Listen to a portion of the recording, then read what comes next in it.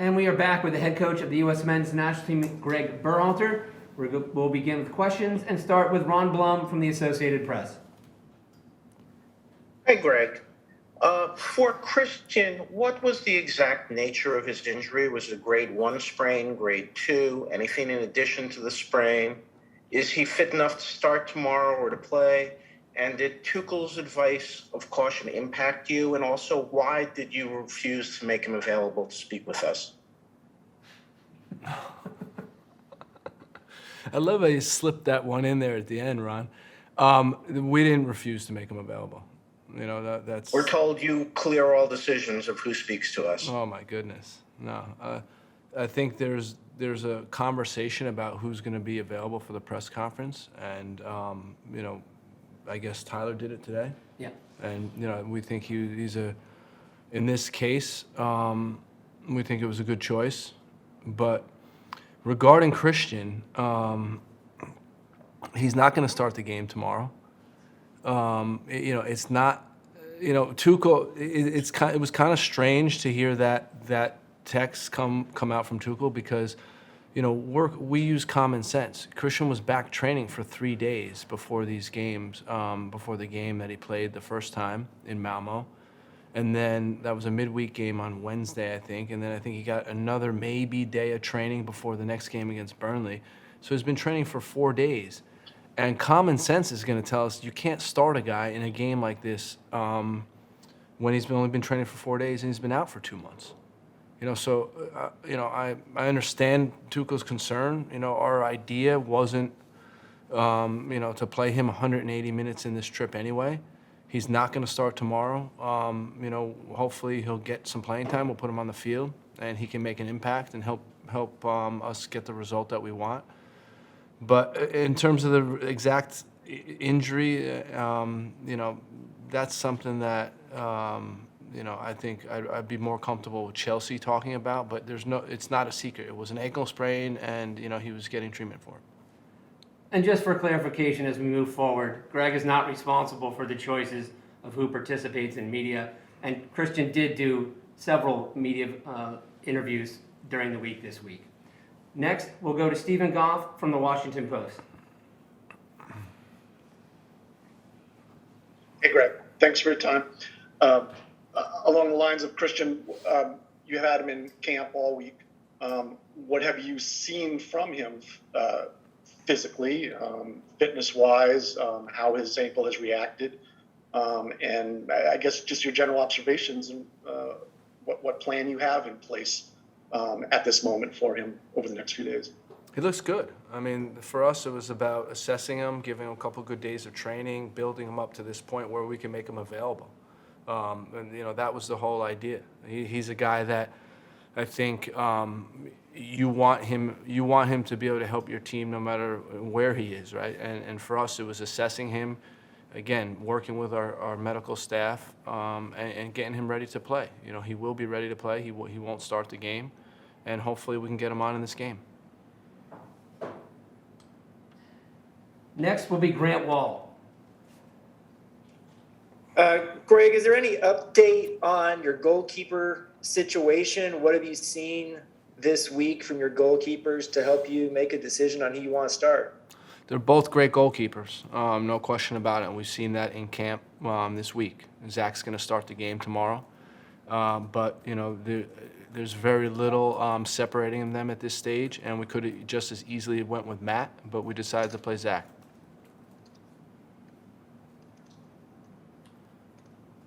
Next will be Henry Bushnell from Yahoo. Yeah, Gregg, a bit of a different question. You've obviously followed this rivalry over the years. Have you given any thought to the fact that with the World Cup being hosted here next cycle and qualification formats changing, that tomorrow and the game in March could kind of be the last U.S.-Mexico qualifiers of their kind and of an era? And if so, does that, you know, stir any thoughts or emotions for you? Yeah, Henry, you know, this narrative has been discussed and been talked about, and I hear what you're saying. You know, it is, you know, it could potentially change. And when I think about the rivalry over the years and the impact of these games and what they've meant to our fans and Mexican fans and the rivalry and how the rivalry has grown, it's been great. I've been asked, is it going to change? Will the rivalry change? And I don't think it will. We may not be able to play qualifiers of this magnitude, World Cup qualifiers, but we'll see them down the road in a lot of meaningful games. And the rivalry is always going to be intense. That's what it is. We're both fighting to be top of our region. And when you have, two teams like this going at each other, there's always going to be heat. Next will be Doug McIntyre from Fox. Thanks, Michael. Hi, Greg. Putting aside the rivalry for a second, how pivotal is this game in terms of the standings and just momentum-wise? I mean, it marked the halfway point of the octagonal, and you've got some really tough games next year, particularly on the road against Mexico, Costa Rica, Canada. Thanks, Greg. Good luck tomorrow. Thanks, Doug. I think, or I know, all these games have the same value. You can get 3 points in each of these games, and at the end of 14 games, you want to be in top 3 in the standings. So, our intention is to win the game. That's what we're going to be playing for. We want to win all our home games. We know we're going to have a fantastic crowd tomorrow. We know the stadium's going to be erupting, and we want to win the game. I think I would give you the same message no matter who we're playing. That we're focused on winning. So, I'm not looking, Doug, down the road. I'm looking at tomorrow's game only, and it's a game that we want to win. Next will be Brian Strauss from Sports Illustrated. Thanks, Greg. Thanks, Michael. Greg, if you want to give us the rest of your starting 11, since you've got 2 already, that would be cool. What 2 did I give you? I gave you 1, Brian. Oh, Zach and not Christian. You're right. You gave me 1. You're right. Not Christian. Okay. All right, you win, I lose. Okay, my real question. Mexico had the upper hand in this rivalry for a while, and then you guys kind of knocked them back this summer. So if you're the coach of that team, how do you respond when the other team kind of punches you in the mouth? Do you double down on what you do out of pride or out of habit, or do you change things up? Are you expecting something different from Mexico tomorrow after the last 2 results? Their coach has coached at Barcelona, has coached Argentina, has coached Mexico. He's a world-class coach, and I can't even begin to try to speak on his behalf. So I can't answer that question, Brian. Next will be Jeff Carlisle from ESPN FC. Thanks, Michael. Hi, Greg. You've spoken about how young this team is, or at least some of the elements of the team. How important is experience when it comes to a game like tomorrow? And how do you think your group has learned, or how well do you think they've learned lessons from the World Cup qualifiers so far? Well, we're not going to be able to make up for Mexico's experience. We know that. That one's done. They'll have an average age of something like 29 years old. We'll be somewhere closer to 22, 23 years old. That's just how it's going to be. What we tried to do is give these guys the experience over the last couple of years. We've played Mexico 4 times in the last 2 years, and we've learned from that game. And it's important that we're taking all those lessons on board as we prepare for tomorrow night. If we want respect as a team, and we do, we're going to have to earn it, because it's not going to be given to us, and we're going to have to go out on the field and earn it through our play. Next will be Sam Stejskal. Thank you, Michael. Thank you, Greg. Hope you're doing well.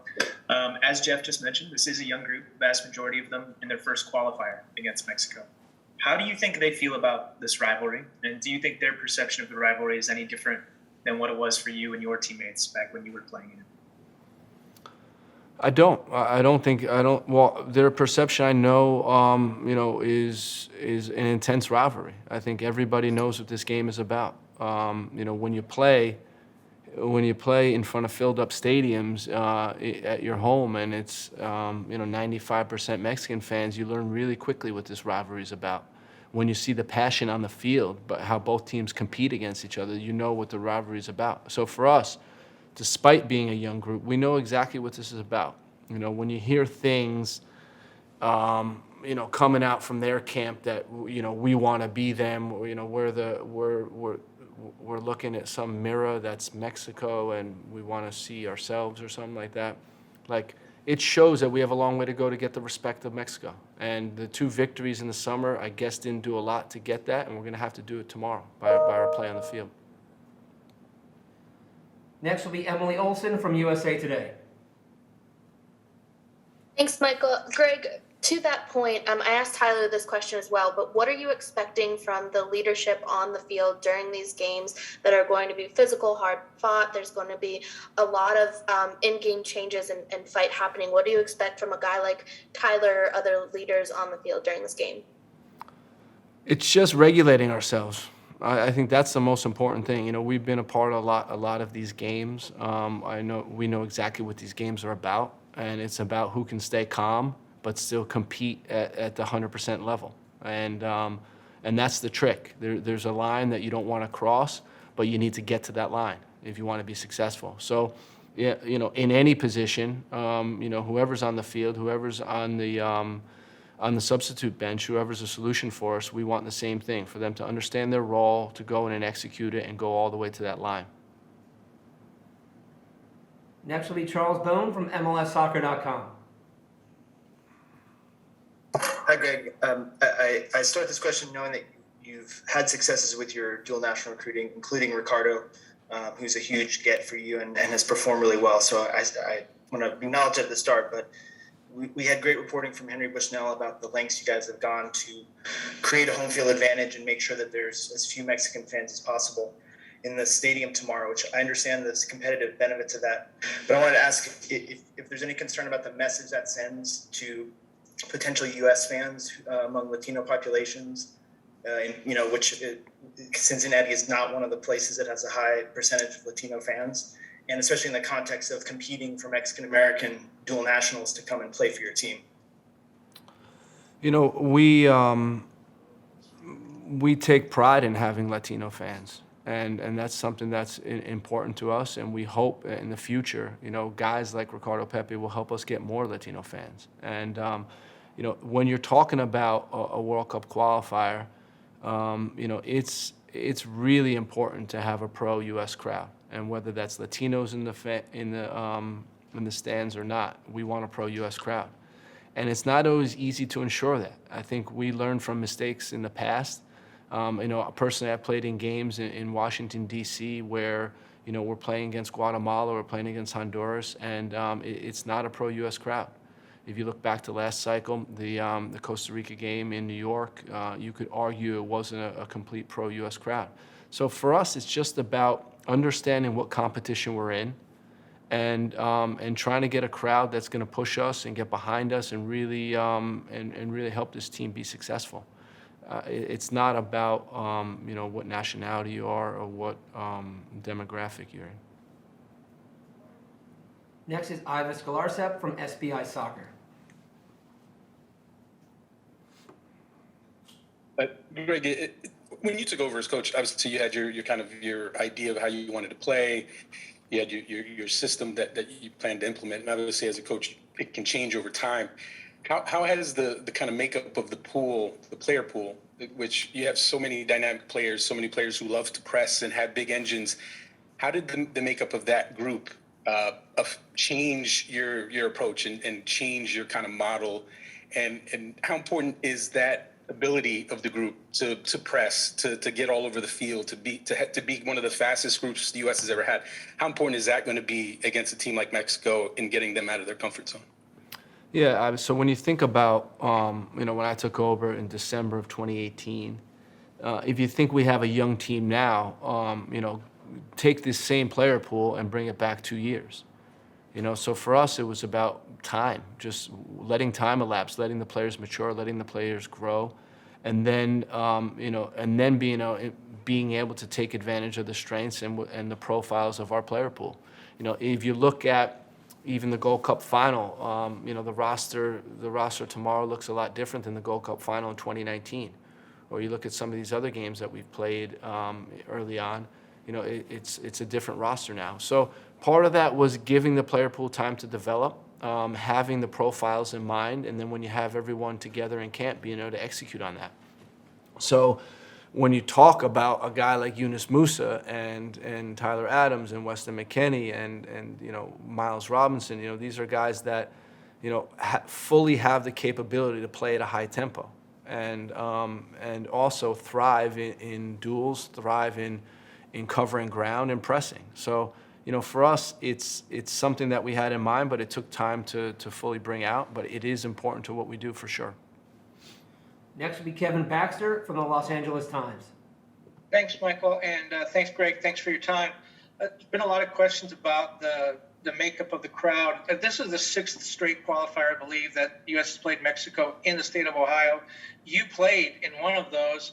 And you talk about, the difficulty of going to other places where you might not have that pro-U.S. crowd.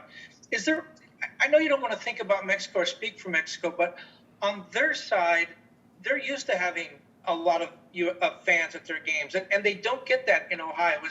Is that also an advantage that maybe they're taking out of their game plan a little bit, that they're not used to being the away team here in the U.S.?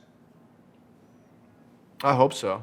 That's the idea. I mean, that's the idea of getting a pro-U.S. crowd, and that's why, there needs to be some thought about the venue. Again, it's not about who you are. It's about who you support. And we want fans in the stands that are going to be pro-U.S. supporters, and we want the stadium to be loud, and we want the atmosphere to be hectic. When you were down, Kevin, you were at El Salvador. Remember the environment there. Remember how hostile it was, and that brings their team to life. And we're hoping for the same type of response from the crowd, and then the reaction from the team, because we know how a good crowd can boost the team. Next will be Paul Tenorio. Thanks, Michael, and thanks, Greg. In looking back at the two finals, you used your substitutes pretty strategically. I know those games had the potential to go 120 minutes, but when you're playing in games against Mexico and the energy level is so high for the entire 90 minutes, do you plan a little bit more for your use of substitutions and trying to kind of being able to maintain that energy level and carry it forward for all 90 minutes? And does Christian maybe help that plan a little bit? If you can't start him, at least you're bringing a player of his quality off the bench at a certain point in the game. Thank you. I think part of it is maintaining your what you're trying to do in the game, and then it's also looking at performance, individual performance, who's performing at a high level, and who isn't, and what we can change. For us, we know that these games are very slim margins. There's very little that will separate these two teams. And we have to be on it. We have to have guys that are playing at their best, both physically, tactically, and mentally. So for us, it's we do think about what players we're going to need to substitute to maintain that physical level for sure. We have time for a couple more questions for Greg, and we'll go to Michael Lewis. Hey, thanks, Michael. Hey, Greg, how you doing? Hey, Michael. You got a chance to see Joe Scally in camp this week. Wanted to get your impressions of him. Anything that impressed you, and the possibility of maybe Joe seeing some action in the next two games. Joe's looked good. Very mature for his age, very mature player, or how he plays for his age. It's been really nice to see. He's been competing in there, and any player that we bring into camp, we believe has the potential to play. So, I can envision Joe playing in one of these two games. Next will be Pilar Perez from ESPN. Thank you, Michael. Hi, Greg. This is going to be the first time that you face Tecatito, Irving Lozano, and Raúl Jiménez together. And what is the talk that you have had with the defensive line about how to stop them? Thank you. Well, they're good players. We've talked about Lozano and all the guys about their skill set and how good they are. And, we know it's going to be a good opportunity for our defense to show what they can do as well. So, it's going to be a good game. There's also 8 other players on the field for them. And, we're going to have to deal with those other 8 also. So, when I think about Jimenez, good goal scorer, been doing really well in the Premier League. Lozano doing really well in Italy, in Serie A. Tecatito, a little bit different case in Porto, but he's playing at a very high level, and we know he's dangerous. We know he's a handful. We've seen him before. So it'll be interesting to see how those 3 play together, what the chemistry's like, but we know they're good players, and we know we're going to have our hands full. Last question comes from Jonathan Tannenwald from the Philadelphia Inquirer. Thanks. Michael, Greg, it goes back to what you were discussing a few minutes ago about knowing how the World Cup qualifying system is going to change after this cycle. There will be the Nations League, as we talked about. There'll be the Gold Cup, but historically, this has been the biggest U.S.-Mexico game of all. And a lot of times when it happens, in terms of the hype, in terms of the talent on the field, etc. Do you think that, at least for right now, it still is? I think given what's on the line, a ticket to the World Cup, it just remains a massive fixture. I know it's, as a fan, I know it's a date that U.S. soccer fans put down on their calendar, and they can't wait for it. It's a celebration for our fans. There's been, we've had a lot of conversation on this conference about, the venue and about the crowd and stuff like that, but for true U.S. soccer fans, again, no matter what demographic you are, this is the date you're circling, and you can't wait to get in the stadium and see this game because you can get behind your team against their biggest rival with the World Cup on the line. So I think it's a great moment for our team. It's a great moment for fans, and we're really looking forward to Friday. USA-Mexico presented by Allstate at TQL Stadium in Cincinnati on Friday, November 12th. 9 p.m. Eastern Time on ESPN2, ESPN Plus, Univision, and TUDN. Thanks, Greg. Thank you all for joining us, and we'll see you tomorrow. Thank you.